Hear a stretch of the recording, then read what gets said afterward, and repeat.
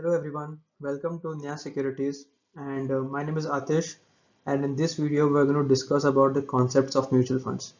I'm pretty sure you must have gone to see different mutual fund schemes and have come across different concepts and the different terminologies associated with it. And you must be having some doubts in your mind regarding particular terminologies. In this video we're going to understand some basic terminologies, and I'm pretty sure at the end of this video you will have most of your doubts cleared. So going ahead with the video, the first we have the NAV and the units. So NAV is the first thing that we see when we go to see a mutual fund, because it is a true worth of the unit of the mutual fund. If you go to buy 10 units, how much is the price of one unit of mutual fund? They will be decided by NAV. So when the NAV increases, the investors makes profit. Similarly, if the NAV comes down, the investor will lose his money. So why is NAV as an important parameter while selecting mutual funds? So if you ask me that an NAV of 200 is better or NAV of 20 rupees is better, I will not have an answer because they are both irrelevant.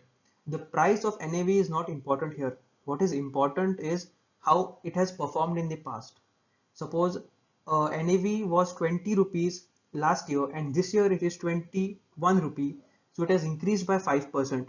Similarly, if a NAV is 200 rupees and it has increased by 205 rupees, it is not 5%, it is less than 5%. So what is important is you have to see the past NAVs of a mutual fund scheme and decide how it has performed over time. What are units? Units are numeric representation that translates the investment of an investor. Like for example, if you invest 50,000 rupees in a mutual fund and the NAV is 100 rupees, then you will get 500 units of that mutual fund. So 500 is your quantity of mutual funds units you are going to get. So that is your basically your units. So the next definition is face value and unit capital. So what is the face value of a mutual fund? So face value is nothing but the initial price at which the mutual fund was issued. So for example, a mutual fund will be issued on a particular time. If it is like, for example, if it was issued in 2005, the first price at which the mutual fund was launched is called a face value. So usually this value is rupees 10. So you will see most of the mutual funds, they start with rupees 10 and they climb over from 10 to 20 to 100, they go over with time. So why is face value very important over here? The face value can also be considered as the first NAV, as I said, at the moment the scheme is released. So one more important thing here is that the dividends are declared based on the percentage of face value. So if your face value is rupees 10 and the dividend was declared is rupees 50 on per unit, then your mutual fund's dividend is rupees 5 because 50% of rupees 10 is rupees 5. So it is a parameter that is used to calculate the dividends in mutual fund scheme. What is unit capital? So unit capital is nothing but the initial AUM of the mutual fund. So it is the number of units multiplied by the face value. But how much cost the mutual fund was started when the NFO was closed. NFO is new fund offering. So it is called a unit capital. So the total money collected by the fund right after the NFO period is over is your unit capital. So it tells us that if the unit capital of the scheme is very high, we know it shows us that many people were interested to subscribe for their NFO and they are interested in the mutual fund scheme. Similarly, if the unit capital is low, then we have to also understand that this mutual fund is not being subscribed by most of the people. Moving on to the next definition, the next terminology, one of the most important again, this is asset under management. So what is AUM? The sum of all investments. This can be obtained by multiplying the current NAV with the outstanding number of units. So asset under management is something that will change over time. As the net asset value of the mutual fund increases or decreases, the asset under management will similarly respond directly to the performance of the net asset value. It can be the size of the AMC is determined by the asset under management. So we have to see the how much is the AUM of that mutual fund, and it will tell us that how big the asset under AMC is handling. In the case of open-ended mutual fund scheme, when the investor invests their money after NFO, the AUM increases. So open-ended scheme is a scheme type of mutual fund scheme where investors can invest even after the NFO period is over. Similarly, a close-ended scheme will be there's a particular duration at which you can have to invest. After that, the scheme is closed. Nobody can enter the scheme, nobody can exit the scheme. But there are different methods to exit as well. We'll discuss that in some other video. So here we are going to understand the open-ended scheme. So as and when you will do an SIP with a mutual fund, your asset under management will increase. As you will get some returns on the asset under management, your total AUM will increase. Similarly, if people withdraw money from that scheme, the AUM will decrease. So AUM is basically your net asset value into the number of units. So the next definition we have is mark to market. So mark to market is a net unrealized profit generated by the mutual fund scheme. So here the key element is unrealized profit. It is a profit you have been generated by holding a particular mutual fund over time. If after 5 years, if you have got 15% return on that mutual fund scheme, but you have not yet squared off your position, you have not yet exited the position, so the profits you have is unrealized. It can increase tomorrow, it can definitely decrease tomorrow. So that is your mark to market. It determines the current net worth of the mutual fund holder. So it will determine your net worth at that particular point of time. If today I want to check my net worth and the NAV is a particular number, then NAV into how many units I have will be my mark to market profit, and that will be my net worth.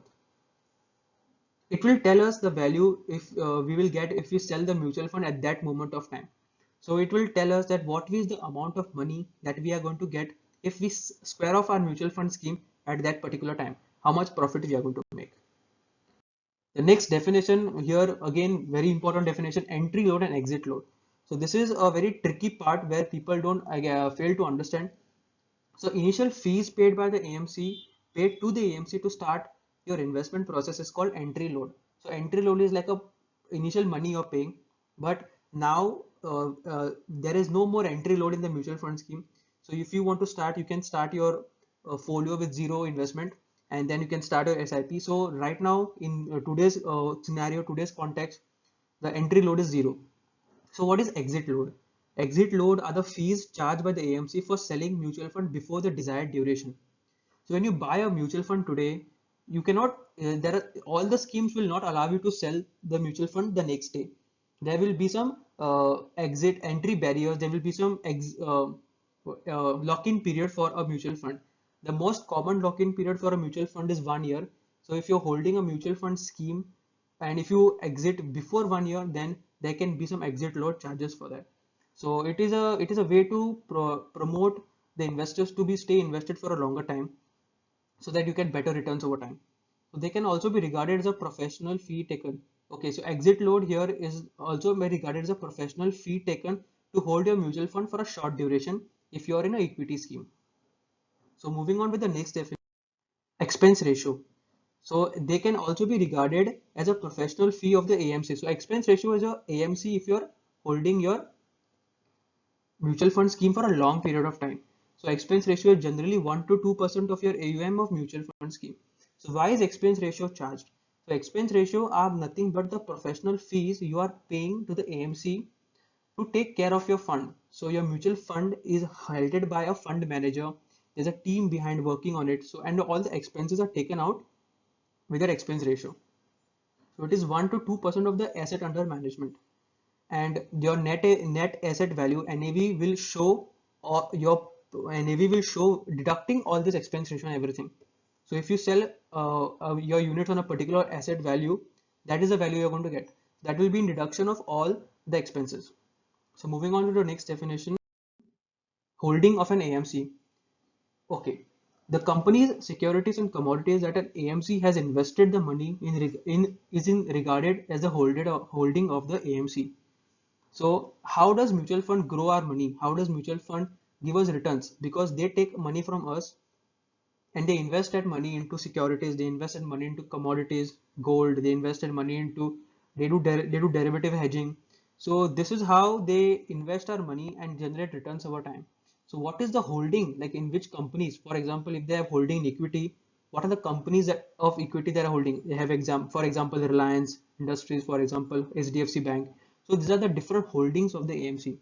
So here we have to analyze the holdings because they will tell us like how our scheme is directly related. Suppose if you want to invest in Reliance Industries, but you don't want to go through the traditional method of buying Reliance stocks, you want to be an indirect investor of Reliance, then you have to check what is the percent of holding Reliance that a mutual fund scheme has in Reliance Industries. So second point, as you have invested in the mutual fund, you become the indirect owner of these asset classes. So if the AUM is having different companies, so you are definitely the indirect holder of these companies, and the profits made by these securities will reflect in your NAV. So example, if the Reliance Industries is in your mutual fund scheme, and tomorrow if Reliance Industries really does well over 3 years, then the profits are going to be reflected in your net asset value. SIP, STP, and SWP. So these are very three terminologies in mutual funds which are used very frequently. So SIP is systematic investment plan, STP is systematic transfer plan, and SWP is systematic withdrawal plan. SIP is an investment vehicle where one can invest in mutual funds periodically in a constant amount for a set duration. So this was an initiative launched by mutual funds where people who don't have enough capital to invest lump sum into a mutual fund, so they can take advantage of it. For example, if your salary is 50,000 per month, and if you decide to invest in a mutual fund, if you decide to invest for example, 1,000 rupees per month, if you keep aside for investing, so you can start your SIP where 1,000 rupees per month will automatically get deducted on a particular duration, so that your investment grows with time. So STP is systematic transfer plan. If you want to shift from one scheme to another scheme without selling or squaring off your positions in a mutual fund, you have to opt for systematic transfer plan. This is again very advantageous because most of the big investors, large capital investors, they usually keep their money in a liquid fund, and as and when the market gives them the right opportunity, they transfer that money from liquid fund to equity fund. So without selling off their shares. So here they have some tax benefits. You transfer money from one mutual fund scheme to another mutual fund scheme. This helps in tax saving. SWP is a systematic withdrawal plan. This can be used as a retirement plan to get regular income from your profits.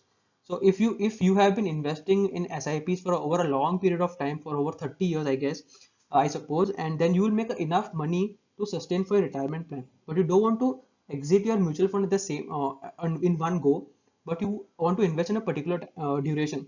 So you can have something called a systematic withdrawal plan, like how you invest in a particular fee over monthly, your money is going to get withdrawn systematically. So here what will happen is that the other money which you invested will continue growing and you will get a regular income. So having an SWP is always beneficial than realizing all your money at once. So this is a very important point. If you have been invested for a long time, and if you have got good returns, then it is always advised that start an SWP rather than squaring off all your positions. So this was it in this video. I have tried to explain as per my capabilities the different concepts of mutual funds, and if I have missed out any, then do let me know in the comments. We'll have a discussion there, and please subscribe to this channel, and if you have liked this video, then please give it a like. Thank you so much, and I will see you in the next video. Thank you.